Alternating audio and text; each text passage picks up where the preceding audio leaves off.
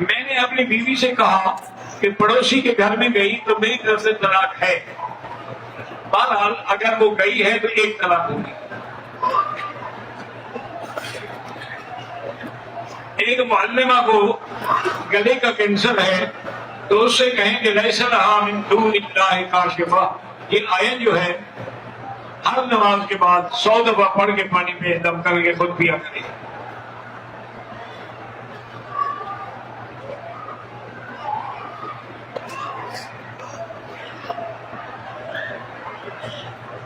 بہرحال آپ نے باقی بڑے کر دیے.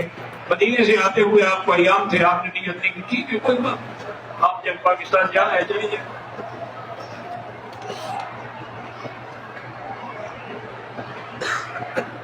میرا بھائی گزارش یہ ہے کہ حضور صلی اللہ علیہ وسلم کے روضہ مبارک میں جو درود شریف پڑھا جائے اس میں علماء کا اختلاف ہے.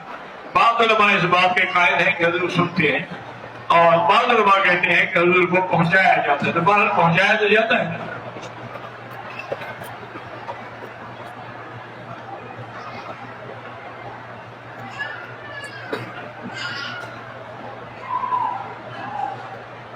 میں پاکستان کی رہنے والی ہوں.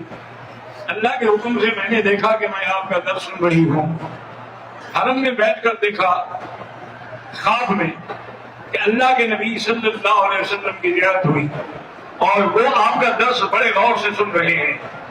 اور یہ بھی میں نے دیکھا بعد میں کہ جب میں مدینہ گئی تو آپ کے درس کی آواز گویا مجھے مدینے تک بھی آ رہی تھی.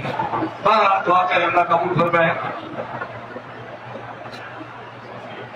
یہ جو خانہ کعبے کے اندر برتن لٹکے ہوئے ہیں, پتہ نہیں کون سے برتن آپ نے دیکھ لیا خانہ کعبہ کے اندر, یہ بھی دیکھے ہوئے, یہ خوبصورتی کے لیے اور کچھ نہیں.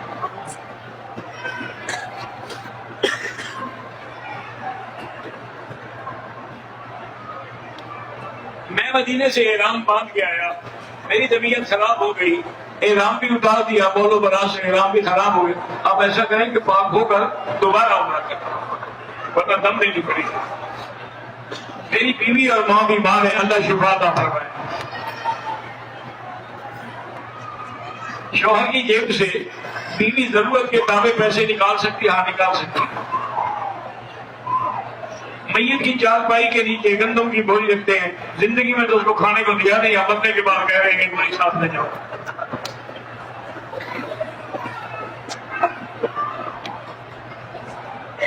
اگر آپ کو سبق بھول جاتا ہے